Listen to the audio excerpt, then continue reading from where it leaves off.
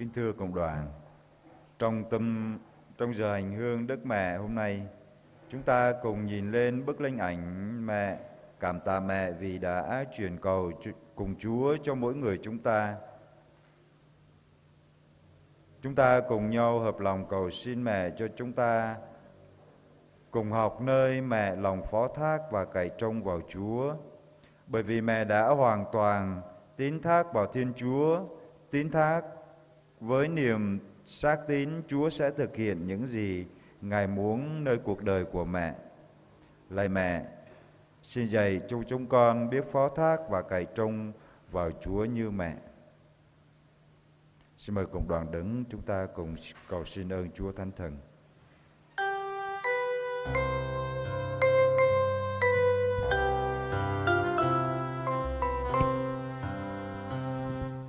Rơi rơi rơi ôi Chúa đời, rơi rơi rơi ôi Chúa Kitô, rơi bập lì pro răng lan tơ nam, rơi bập lì pro pran Chúa bình mới.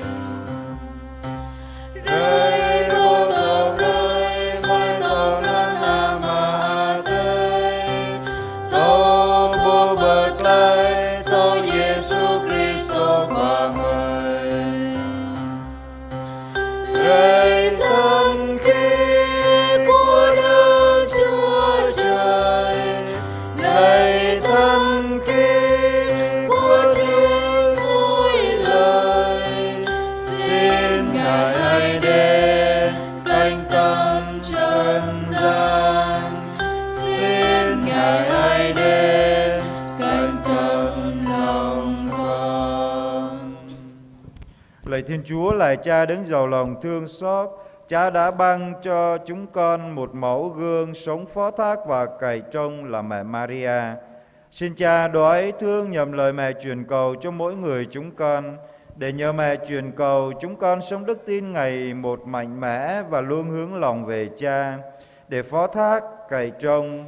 Lạy Cha chí ái, trong danh Cha, Đức Maria đã hoàn toàn phó thác và cậy trông vào tình yêu quang phòng của Cha. Xin Cha cũng thêm lòng tin cho mỗi người chúng con, để trong mọi hoàn cảnh sống của cuộc đời, chúng con luôn biết hướng về mẹ mà cậy trông và phó thác vào Cha.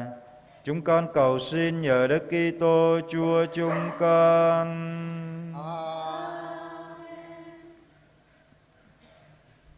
Chúa cùng anh chị em. Tin mừng Đức Giêsu Kitô theo Thánh Luca.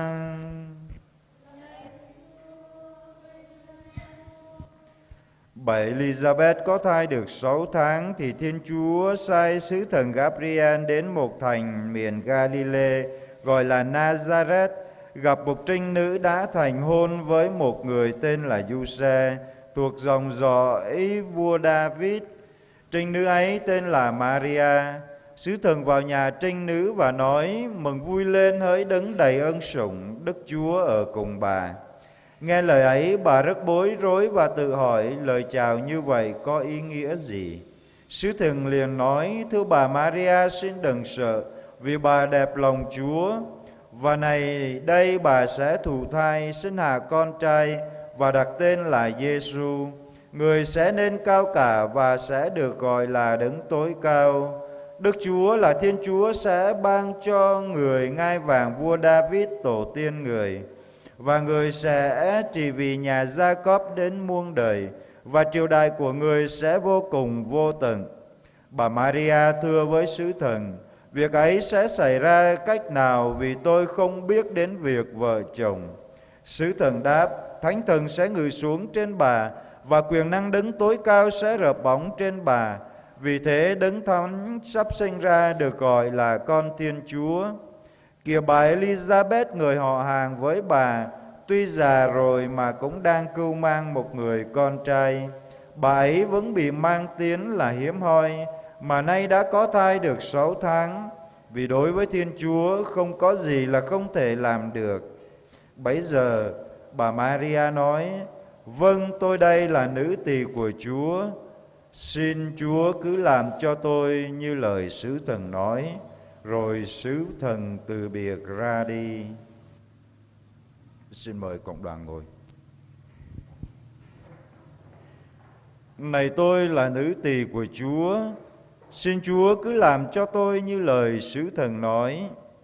Kính thưa cộng đoàn, đứng trước sự kiện lớn lao và quan trọng của cuộc đời, Đức Maria cũng đã băn khoăn, sợ hãi và chợt suy nghĩ theo lý trí của con người.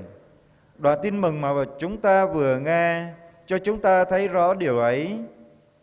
Khi được sứ thần tuyên dương đứng đầy ân sủng, mẹ đã bối rối và tự hỏi lời chào như vậy có ý nghĩa gì.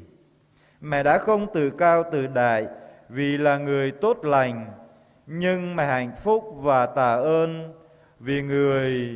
vì là người có Chúa ở cùng, là người được Chúa đoái thương đến.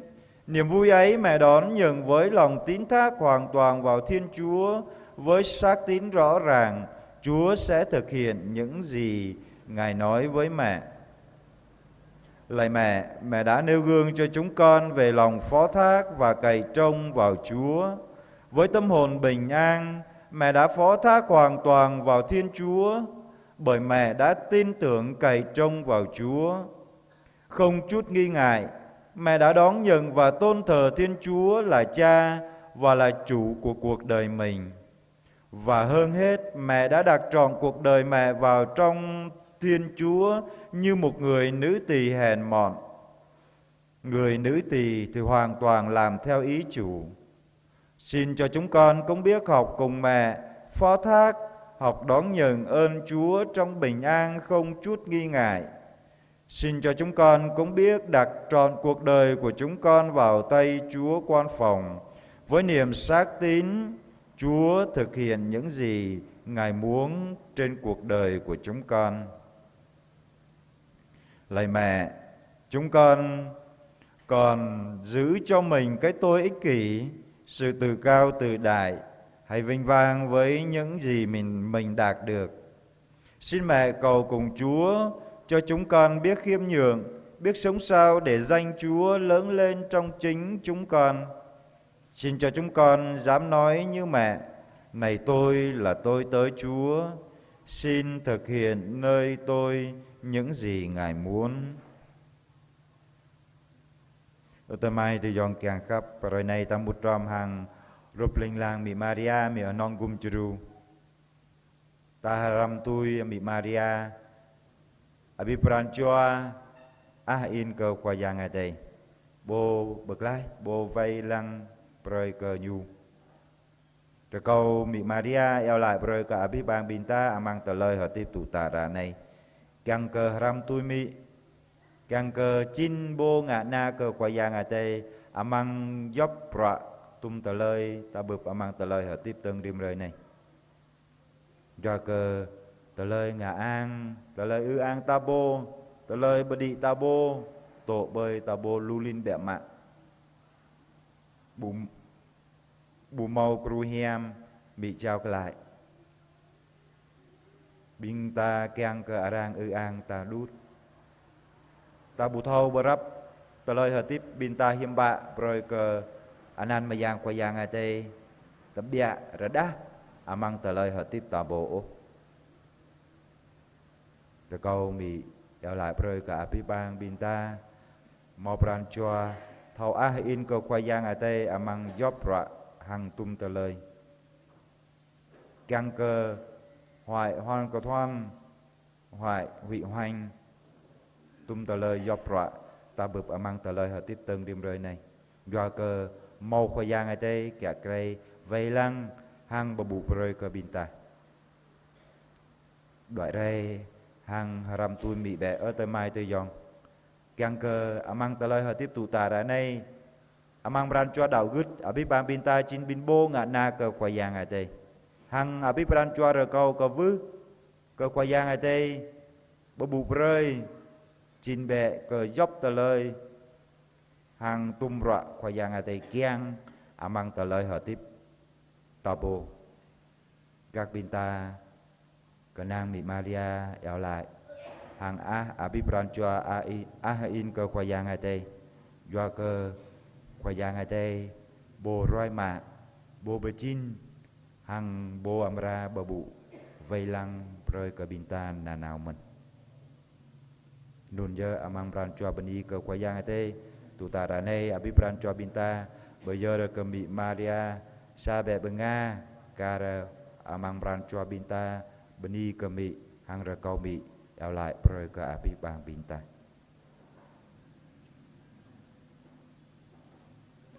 Ta cùng dâng lên mẹ đóa hoa như là tỏ lòng tạ ơn mẹ đã nêu gương cho chúng ta về lòng phó thác cậy trông vào Chúa.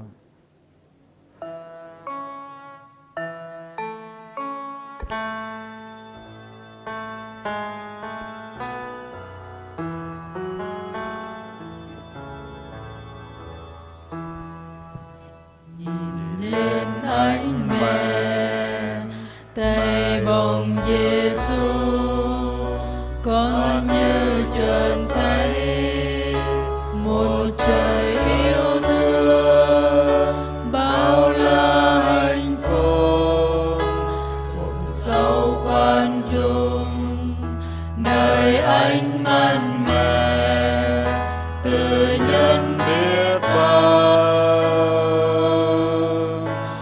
Ôi mẹ Maria, mẹ đang kính yêu, mẹ đang ở đó, ánh mắt dịu hiền chờ con chạy đến để mẹ ôi để mẹ chở che. Nhìn lên ánh mẹ hàng cứu giúp như con mẹ nói, mẹ là mẹ con, sao con chẳng nhớ, dù con ra sao mẹ vẫn yêu con, mẹ sẽ cứu con. Ôi mẹ Maria, mẹ đang kính yêu, mẹ đang ở đó, ánh mắt dịu hiền chờ con chạy đến để mẹ ôi để mẹ chở che. Đời con có mẹ thật là diễm phúc, bao la hòa phúc được mẹ quan tâm lo toan mọi lúc. Mẹ bay ra sao thì đã có mẹ, còn lo lắng chi. Ôi mẹ Maria, mẹ đang kính yêu, mẹ đang ở đó, ánh mắt dịu hiền chờ con chạy đến để mẹ ôi để mẹ chở che. Giờ đây chúng ta hiệp ý với những người tạ ơn và xin ơn mẹ. Có 4 người xin thêm lòng kính mến Chúa và Đức Mẹ. Có 2 ý xin chịu bỏ tội lỗi và tính hư nết xấu. Có 11 ý xin đi đường được mọi sự bình an. Có 9 ý xin có công ăn việc làm. Xin lỗi. Có 4 ý tạ ơn Chúa, xin thêm lòng kính mến Chúa và Đức Mẹ. Có 2 ý xin tạ ơn Chúa vì đã chịu bỏ tội lỗi và tính hư nết xấu. Có 11 ý tạ ơn Chúa đã cho đi đường được mọi sự bình an. Có 9 ý tạ ơn vì đã có công ăn việc làm.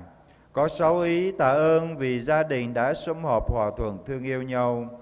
Có 11 ý tạ ơn vì gia đình được mọi sự bình an, và 2 ý tạ ơn như ý, và 3 ý tạ ơn con cái ngoan ngoãn học hành tấn tới và thi tốt. Có 5 ý tạ ơn vì đã khỏi ốm đau bệnh tật. Có 2 ý tạ ơn vì đã thương cứu giúp các linh hồn. Có 1 ý xin tạ ơn vì đã thánh hóa bản thân, cải thiện đời sống. Có 1 ý xin tạ ơn vì đã được cứu giúp trong cơn gian nan khốn khó. Có 2 ý tạ ơn vì bình an trong tâm hồn và trong cuộc sống. 1 ý tạ ơn vì sinh nở bình an, và 1 ý xin tạ ơn vì đã có con cái. Hiệp cùng mẹ Thiên Chúa, chúng con xin tạ ơn Cha. Chúng con xin tạ ơn Cha. Có 11 ý xin thêm lòng kính mến Chúa và Đức Mẹ. Có 6 ý xin cho biết vâng theo thánh ý Chúa. Có 11 ý xin chịu bỏ tội lỗi tính hư nết xấu. Có 5 ý xin ăn năn trở về cùng Chúa. Có 7 ý xin ơn bền đổ đến cùng. Có 12 ý xin cho đi đường được mọi sự bình an. Có 9 ý xin có công ăn việc làm. Có 7 ý xin mau trả hết nợ. Có 9 ý xin đòi được nợ. 14 ý xin cho gia đình được hòa thuận yêu thương nhau. Có 10 ý xin cho gia đình được mọi sự bình an. Và có 8 ý xin như ý. Có 9 ý xin cho con cái ngoan ngoãn học hành thi tốt. Và 11 ý xin ơn khỏi bệnh tật. 4 ý xin ơn chết lành. 13 ý xin cầu cho các linh hồn. 7 ý xin thánh hóa bản thân và cải thiện đời sống. Có 7 ý xin cứu giúp trong cơn gian nan khốn khó. Có 9 ý xin bình an trong tâm hồn và trong cuộc sống. Có 2 ý xin cho sinh nở được mọi sự bình an. Và có 1 ý xin tìm thấy của cải. Nhờ lời Đức Mẹ chuyên cầu, xin Chúa nhậm lời chúng con. Xin Chúa nhậm lời chúng con. Màu Rama cho Bani màu bừng thêm ran khắp qua giang ai tây hàng bị Maria. Sa cho Bani bây giờ có tờ lời hợp tiếp amang bạc bờ com trời chan. Toa cho Bani do cơ màu bừng lui tờ lời so hàng canu sakram. Màu tờ chu cho Bani do màu bừng nào amang jalan duduk dunia. Toa cho Bani do cơ màu bạc mạ.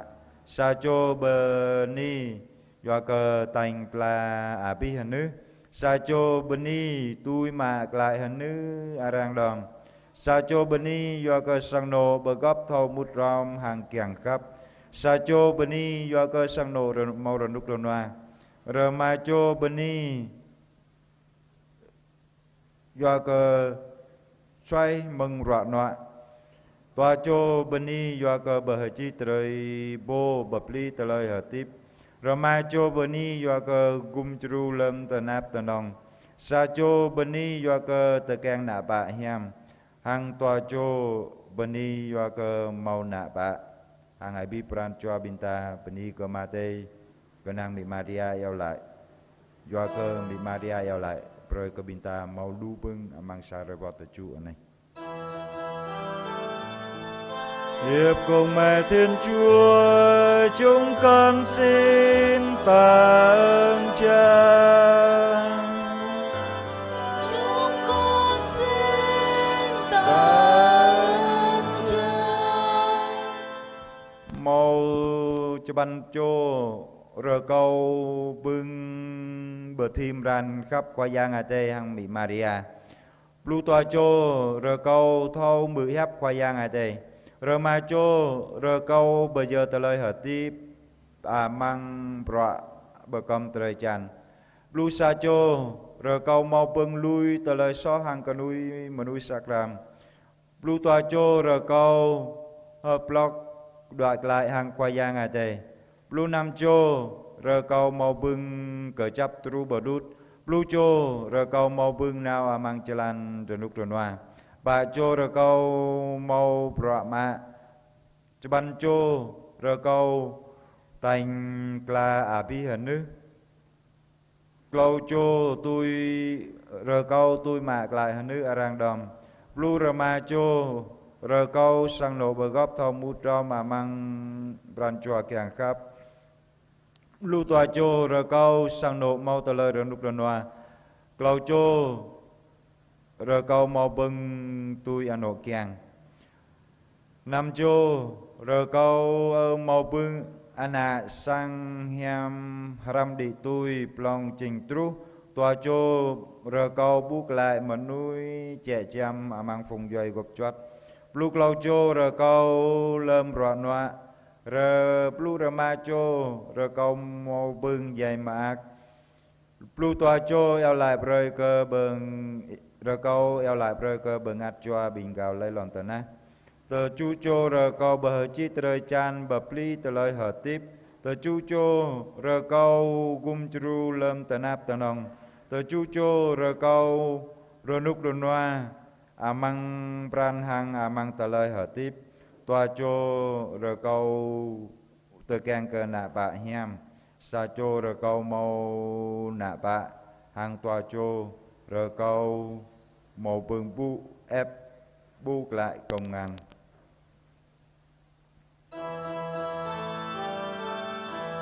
nhờ lời Đức Mẹ chuyên cầu xin Chúa nhầm lời chúng con.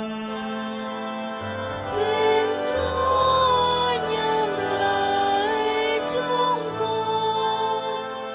Điều với những người xin ơn và tạ ơn, giờ đây chúng ta xin dâng lên Mẹ lời kinh lạy Cha và lời kinh kính mừng như tỏ lòng tạ ơn Mẹ, và xin Mẹ luôn tiếp tục cầu nguyện cho mỗi người chúng ta trong cuộc sống hôm nay.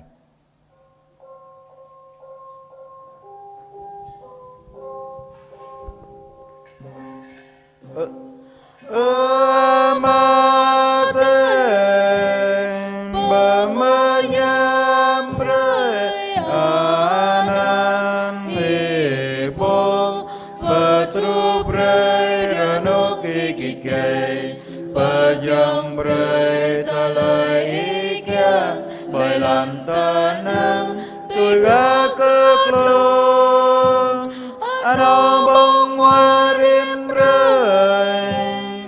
rơi tru ra này bắp nhảy rơi tờ lời so mời tôi ăn mời bắp rơi mình cơ bình bò so hàng mời Adam lời mời Prabhu mang tới lời lòng song bật lại mây mừng giang sơn mất bên ở Maria ba cờ bưng nhau qua đây tổ tô mi bơ bu bơ ni cây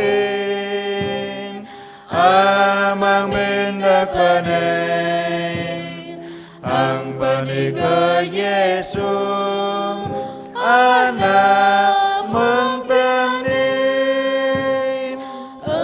Maria Maria ami qua yang ate yo lai reka mai da menui so san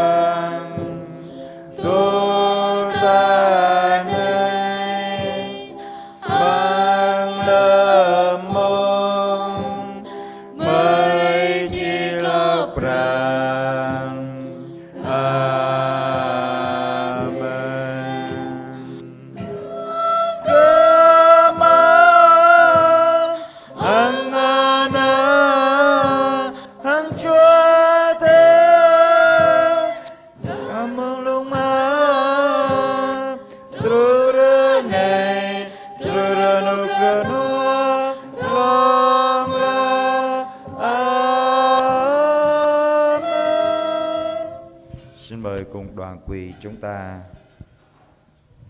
đọc Kinh tuần Chủ nhật Mẹ Hằng cứu giúp.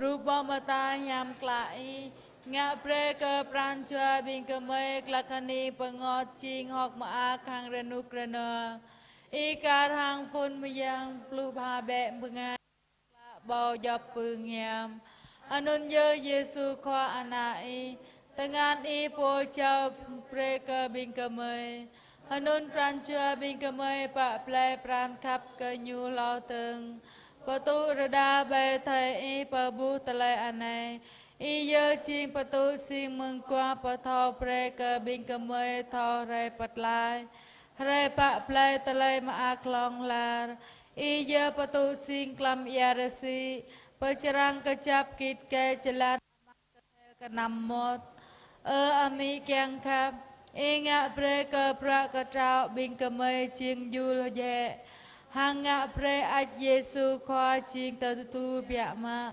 chế pamin cơ ami pran cha co chế mà ác do anan mà giang đút lại pran cha co clak hoal cơ thol chiên renuk renua mà tam rồi co y pre cơ co do anan y nên tùy ane ami y bịa mà cơ năng cơ y hàng mút rom tôm y hanun pran cha cơ ana y lo từng ami y giờ ani cơ hơi in rồi có y pháp cơ tu nhập bình cơ cha giờ